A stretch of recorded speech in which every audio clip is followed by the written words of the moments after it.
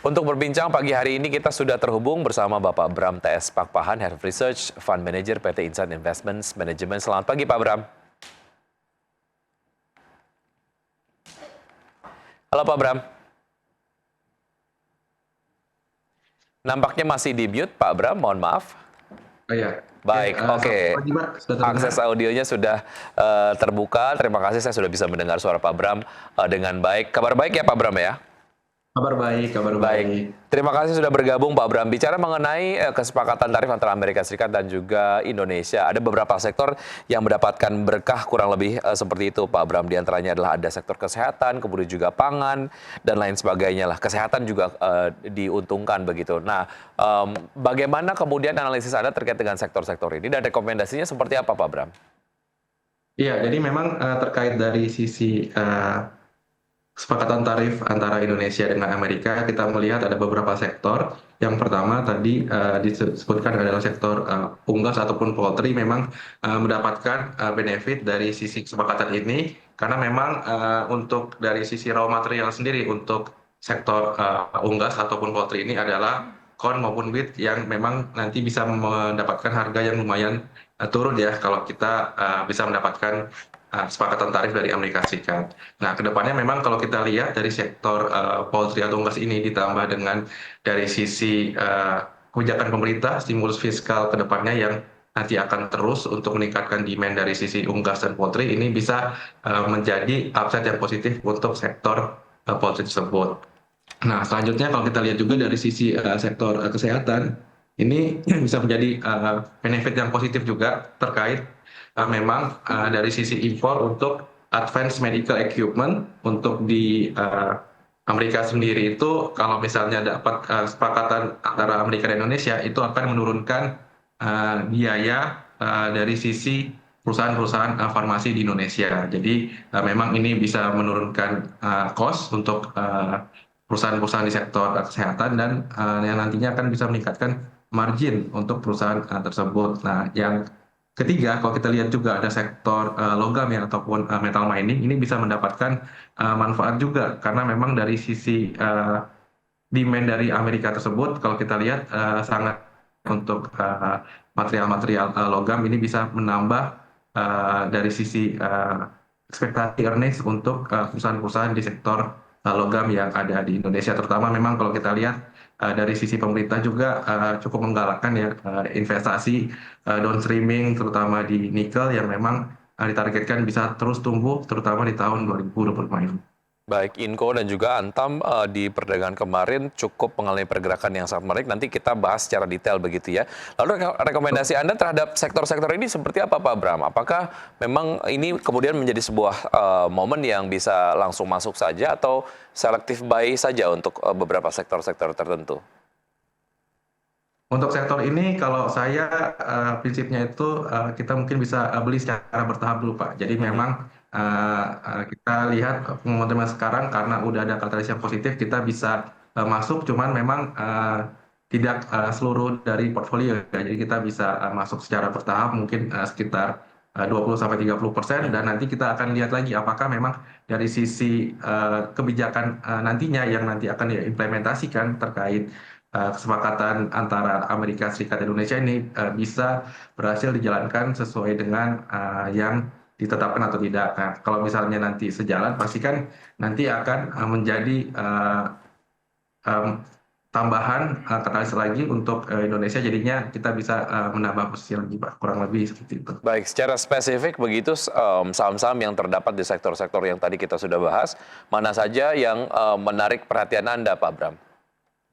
Saham-sahamnya ada 4 saham ya. Jadi yang pertama untuk sektor poultry itu saya tertarik dengan Cepin dan juga Java yang memang kalau kita lihat dari sisi harga live bird sendiri itu sudah stabil ya di atas 18.000. Jadi memang dari sisi Cepin dan Java ini dengan valuasi yang di awal tahun itu sudah sangat murah dan kedepannya dengan ada ekspektasi katalis ini bisa mendapatkan upside yang lumayan signifikan ya, mungkin kurang lebih sekitar 15-20% dari harga sekarang.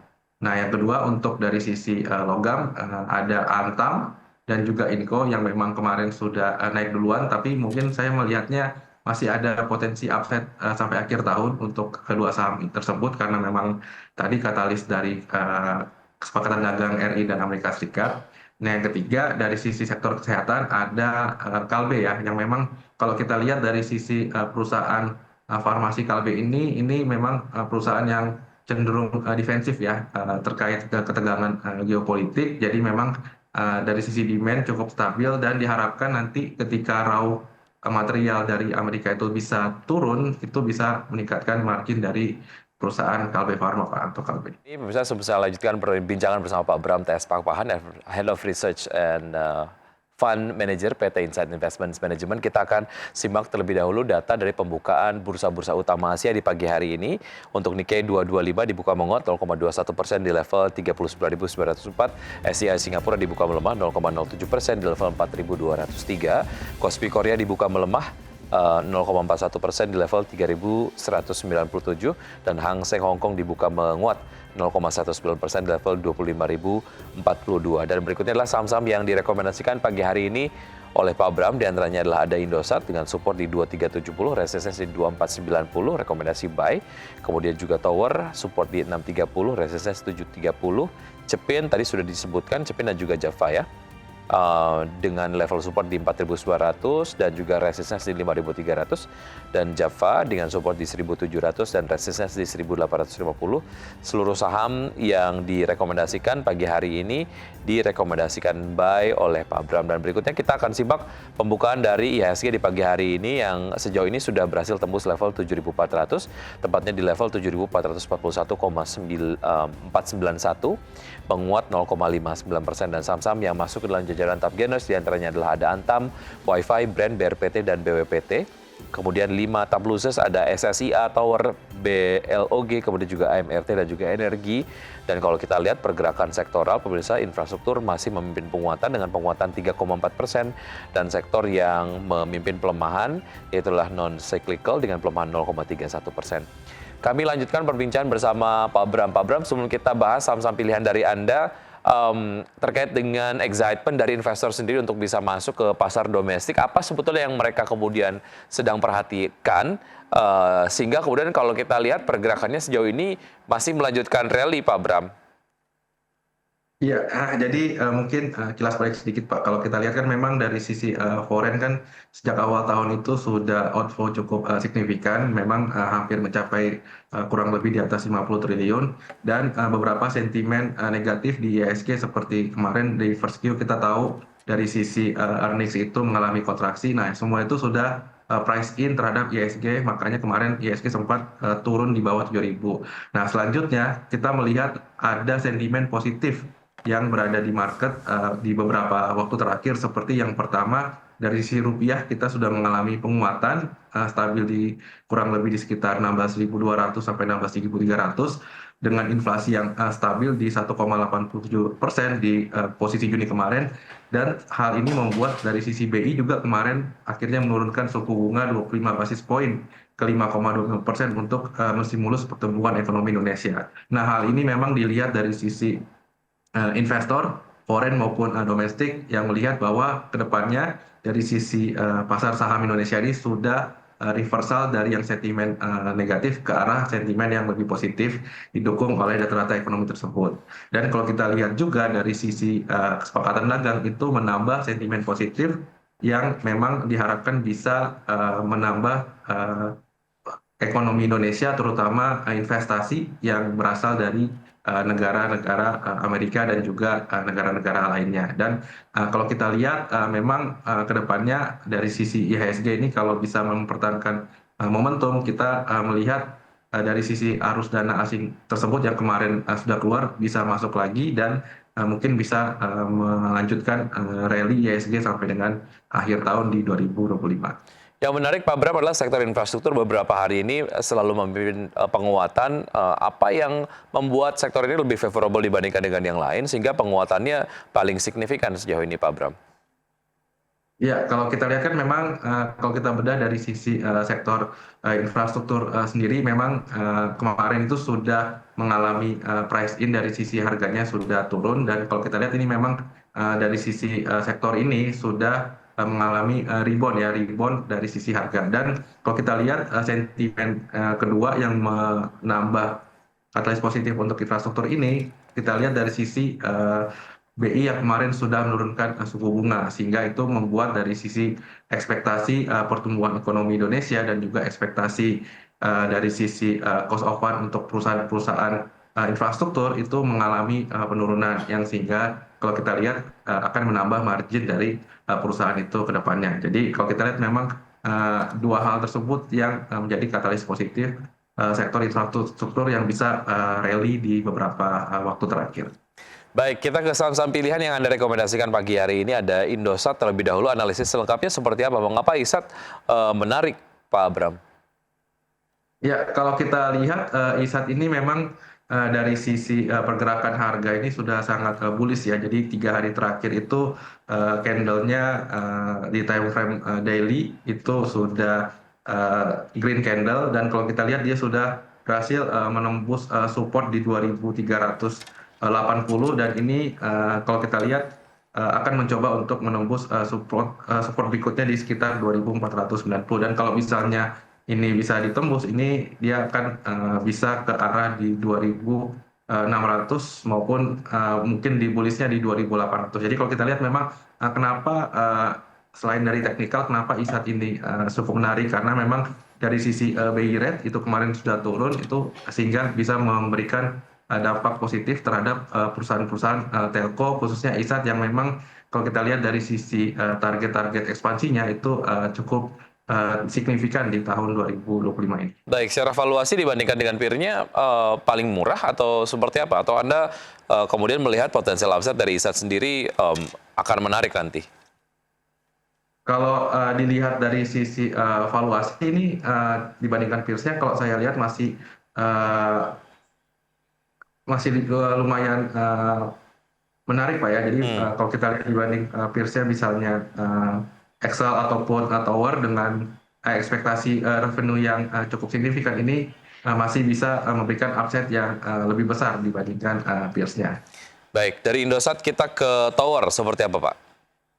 Nah, kalau tower ini memang kalau kita lihat dari sisi teknikalnya ini sudah menembus tadi ya support di kurang lebih di 600-an. Ini memang kita lihat kemarin ada right issue yang dari corporate action yang dilakukan tower ini bisa memperkuat dari sisi financingnya, dan kita harapkan memang ke depannya dari sisi tower ini bisa mengenerate cash flow dari sisi akuisisi yang lebih baik, terutama ditambah dengan sentimen penurunan suku bunga dari BI rate yang sama seperti ISAT yang bisa menurunkan cost of fund mereka, sehingga ke depannya bisa memberikan margin yang lebih baik. Baik, dari Tower kita bergeser ke Cepin. Tadi kita sudah bahas sedikit, tapi kemudian secara spesifik harga dan juga target price untuk Cepin belum sempat begitu ya. Silakan disampaikan Pak Bram. Ya, jadi kalau kita lihat memang Cepin ini kita proyeksikan dari sisi earnings-nya, revenue-nya itu bisa tumbuh Pak di 10% di 2025 ini, yang didukung memang dari sisi tadi harga levered yang stabil di atas 18.000, dan target pemerintah juga masih akan ada culling untuk levered-nya, dan ada demand dari makan siang gizi gratis. Nah, kalau kita lihat memang dari sisi PE saat ini itu masih sangat murah ya, di sekitar 24 kali, itu di bawah standar -1 standar deviasi dari PE dari Cepin. Nah, kalau kita lihat juga secara price action di harga secara teknikalnya itu juga sudah berbalik dari yang memang kalau kita lihat mungkin beberapa waktu terakhir seperti setahun terakhir itu cenderung turun, tapi kita lihat sudah mengalami rebound ya dari sisi bearish trennya yang memang ada sejak tahun 2024. Nah, kalau kita lihat ini bisa menarik, bisa melanjutkan reversal ke bullish, yang dengan kalau kita lihat dari sisi target price-nya itu mungkin bisa ke di atas 6.000 untuk sampai dengan akhir tahun 2025 untuk Cepin. Baik, dari Cepin kita ke Java, Pak Bram. Untuk Java memang sama seperti Cepin, sektor poultry ini yang memang menjadi sektor yang akan mendapatkan catalyst positif tadi di second half 2025. Dan kalau kita lihat ini dari sisi Java memang tidak terlalu mungkin masih tidak semurah Cepin kalau kita lihat dari sisi valuasi PI-nya, tapi memang kalau kita lihat dari sisi ekspektasi growth-nya itu tetap bisa mendapatkan growth yang cukup signifikan dari sisi earnings-nya dan juga margin-nya, dan kita harapkan mungkin sampai ke akhir tahun bisa berada di harga 2000 untuk Cepin itu sendiri. Baik, Nah, ini itu tadi Java. beberapa saham-saham yang direkomendasikan pagi hari ini oleh Pak Abram, di antaranya adalah ada ISA, Tower, Cepin, dan juga Java. Baik, tadi kita lihat di data pembukaan IHSG di pagi hari ini masih melanjutkan penguatannya Pak Abram. Support dan juga resistance IHSG di perdagangan hari ini sampai dengan penutupan perdagangan nanti sore seperti apa? Ya, kalau kita lihat memang dari sisi IHSG ini sudah menembus di 7.400 ya, yang memang resisten yang cukup kuatnya di beberapa waktu terakhir. Dan ini saya lihat mungkin kalau bisa melanjutkan tren momentum, mungkin bisa mempertahankan tetap di harga 7.400 ke mungkin sekitar 7.490 Pak, kurang lebih untuk IHSG, jika memang momentum yang ada sekarang itu tetap bisa dipertahankan tanpa ada nanti misalnya news negatif di di sesi yang kedua di hari ini. Baik, Pak Abram, terima kasih atas informasi dan juga berbagai analisis yang Anda sudah sampaikan. Semoga ini dapat menjadi referensi bagi pelaku pasar saat menerapkan strategi investasinya hari ini. Namun, keputusan investasi kembali ke tangan investor. Pak Abram, terima kasih sudah bergabung bersama kami, pemirsa. Bapak Abram TS Pakpahan, Head of Research Fund Manager PT Insight Investment Manager. Sampai ketemu, Pak Abram. Sukses selalu untuk Anda. Sampai jumpa. Terima kasih, sampai jumpa.